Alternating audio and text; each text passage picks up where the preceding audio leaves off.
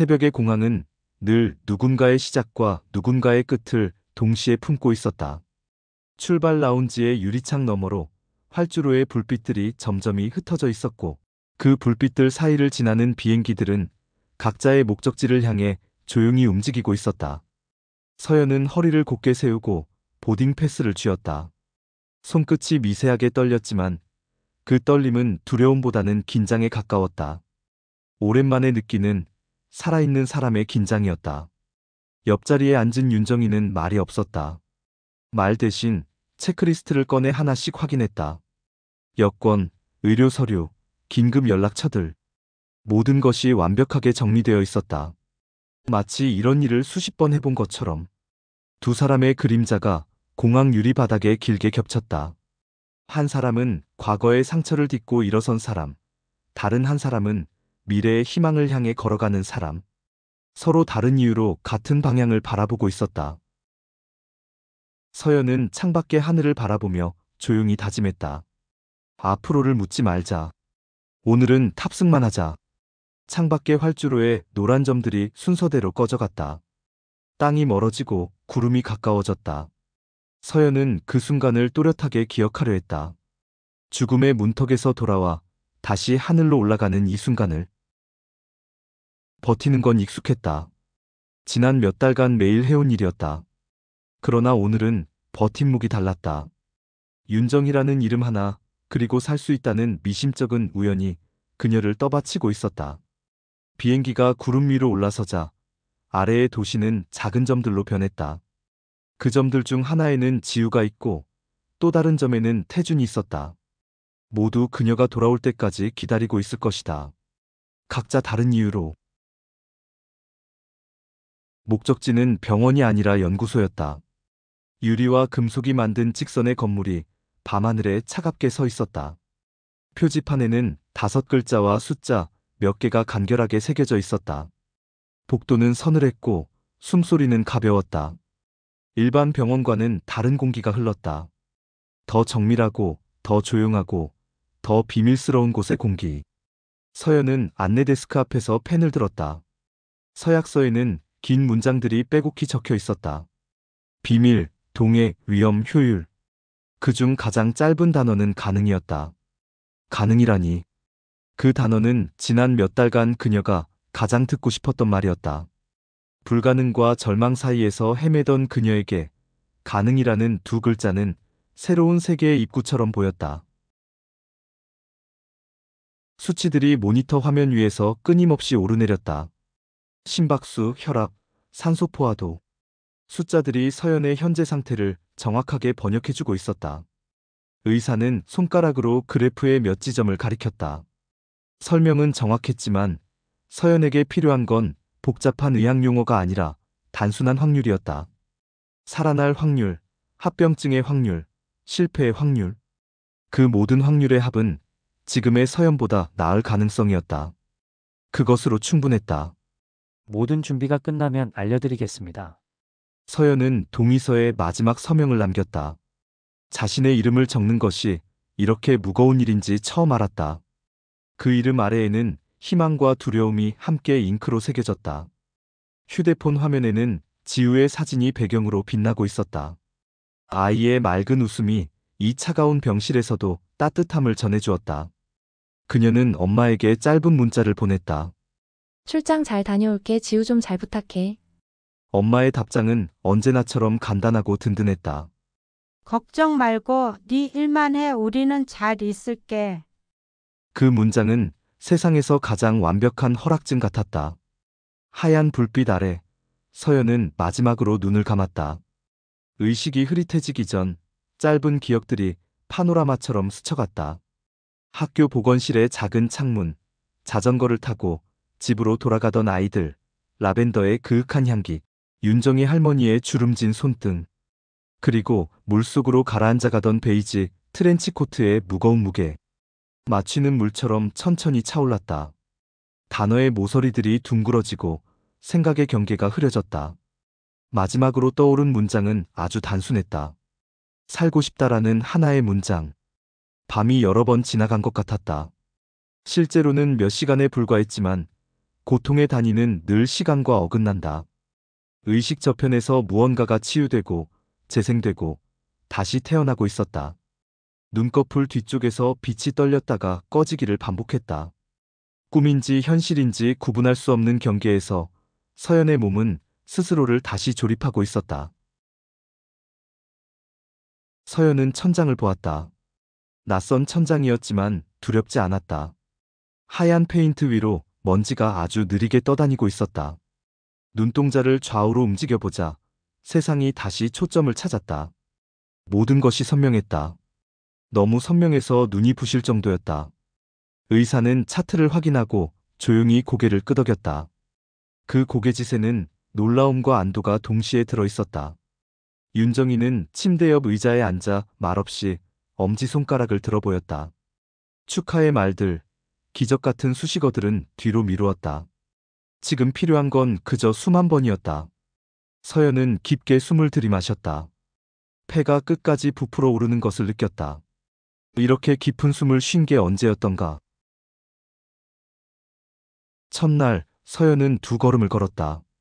다리가 후들거렸지만 발은 바닥을 정확히 짚었다. 둘째 날 5걸음. 한 걸음 한 걸음마다 근육이 기억을 되찾아갔다.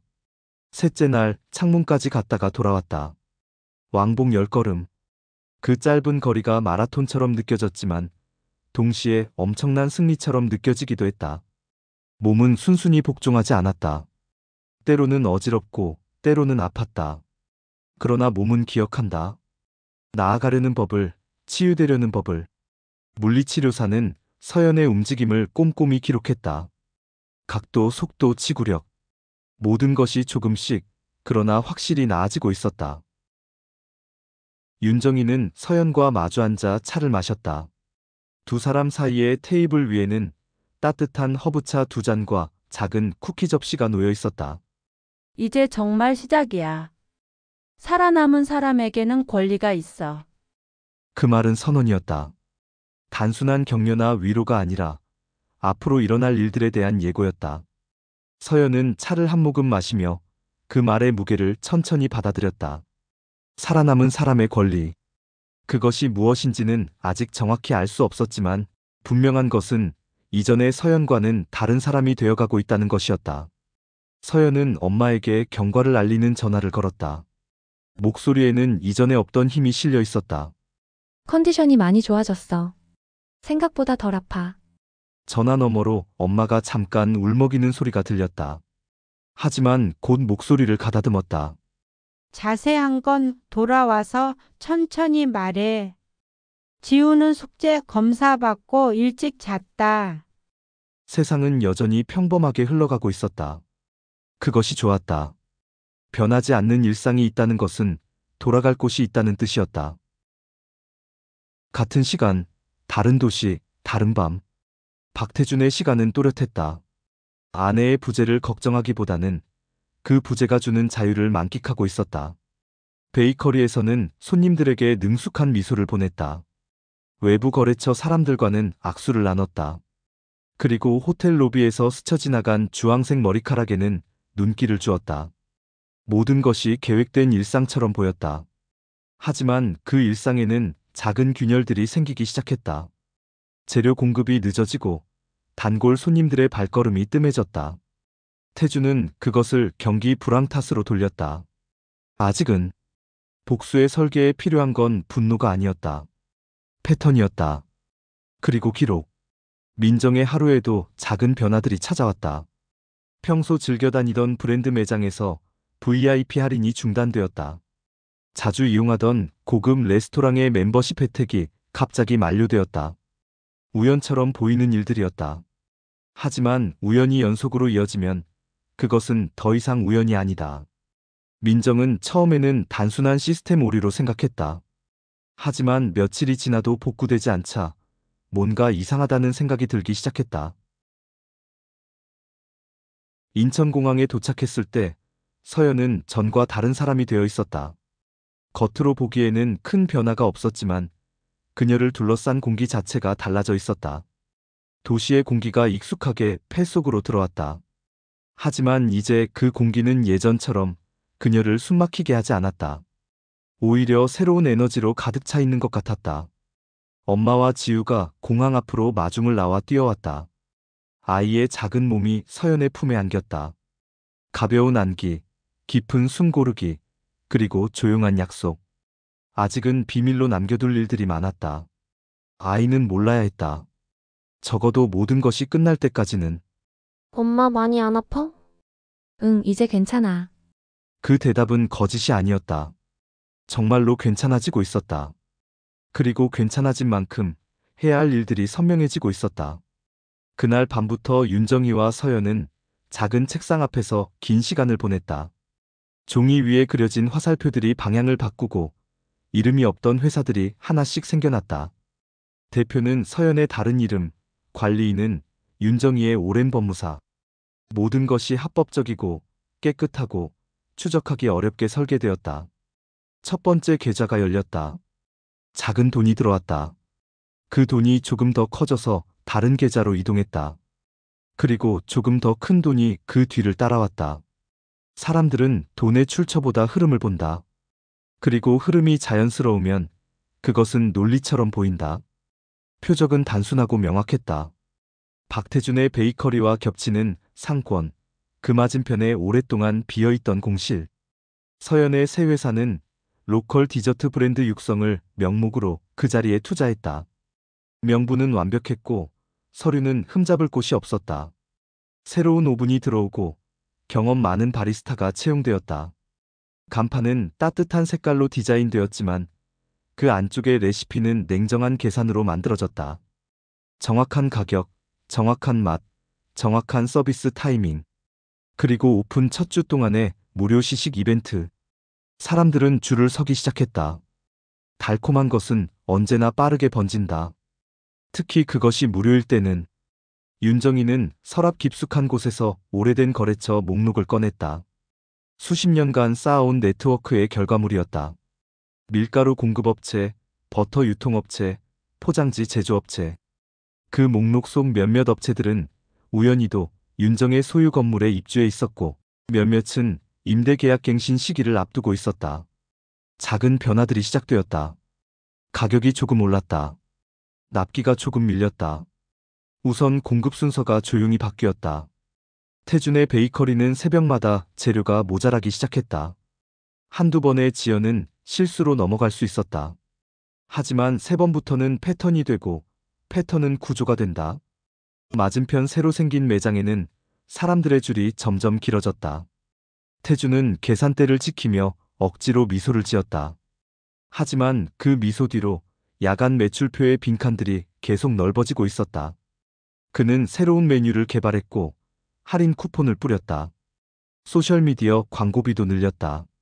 하지만 사람들은 이미 다른 곳에서 만족을 배우고 있었다. 한번 익숙해진 맛과 서비스는 쉽게 바뀌지 않는다. 고객의 배움은 쉽게 돌아오지 않는다. 민정의 라이프 스타일에는 늘 정교한 계산이 숨어 있었다. 그 계산의 기반은 익숙하고 안정적인 돈줄이었다. 태준의 베이커리에서 나오는 수익, 그리고 그와 연결된 여러 투자처들. 그런데 어느 날부터 그 줄이 가늘어지기 시작했다. 평소 받던 협찬들이 하나씩 끊겼고 자주 사용하던 특정 바우처들이 갑자기 회수되었다. 윤정이는 필요한 때에 필요한 사람에게 정확히 한 통화를 했다. 세상은 복잡해 보이지만 돈이 흘러가는 길은 의외로 짧고 단순하다. 민정은 처음에는 단순한 불운으로 생각했다. 하지만 불운이 계속 이어지자 서서히 불안이 찾아왔다. 어느 평범한 화요일 오후, 태준의 베이커리 우편함에 하얀 봉투가 꽂혀 있었다. 임대료 인상 통지서였다. 봉투를 뜯는 태준의 손이 미세하게 떨렸다. 인상폭은 30%. 기존 임대료의 거의 3배에 가까운 금액이었다. 건물주는 바뀌지 않았다. 단지 건물주의 건물주가 바뀌었을 뿐이었다. 윤정이의 오래된 노트 한 구석에 적혀있던 부동산 번호가 조용히 제 역할을 마쳤다. 태준은 놀랐지만 항의할 상대가 명확하지 않았다. 서류는 완벽했고 절차는 합법적이었다. 세상은 늘 합법의 얼굴을 하고 가장 잔인한 일들을 해낸다. 그는 핸드폰을 들어 부동산 중개업체에 전화를 걸었지만 돌아오는 답변은 차가웠다. 시장 상황이 그렇습니다. 이 재기는 어렵습니다. 이상해, 갑자기 왜? 그 순간 태주는 느꼈다. 이 모든 일들이 우연이 아니라는 것을. 하지만 아직은 그 배우를 알 수 없었다. 서연은 거실 창가에 서서 밤거리를 오래 바라보았다. 지우의 잠든 숨소리가 방에서 규칙적으로 들려왔다. 평범하고 소중한 일상의 소리. 손에 쥔 것은 새로 설립한 회사의 인감과 공증받은 문서 한 장이었다. 삶이 때로는 숫자와 도장으로 결정된다는 것을 그녀는 이제 알았다. 그리고 그 숫자와 도장을 움직이는 것은 결국 사람이라는 것도. 그녀는 자신이 그 사람이 되기로 했다. 더 이상 당하고만 사는 사람이 아니라 상황을 만들어가는 사람이 되기로. 창문에 비친 자신의 얼굴을 바라보니 예전과는 다른 눈빛이 보였다. 더 단단하고 더 차가우면서도 동시에 더 살아있는 눈빛. 윤정이는 소파에 앉아 다음 단계의 계획을 정리하고 있었다. 두 사람 사이에는 말이 많이 필요하지 않았다. 같은 목표를 향해 걸어가는 사람들끼리는 눈빛만으로도 충분한 소통이 가능했다. 이제 본격적으로 시작해보자. 그 질문은 확인이었다. 서연이 정말로 준비가 되었는지, 끝까지 갈 각오가 되어 있는지를 묻는. 서연은 고개를 끄덕였다. 말로 대답할 필요가 없었다. 그녀의 눈빛이 모든 것을 말해주고 있었다. 작은 촛불 하나로는 방 전체를 환하게 밝힐 수 없다.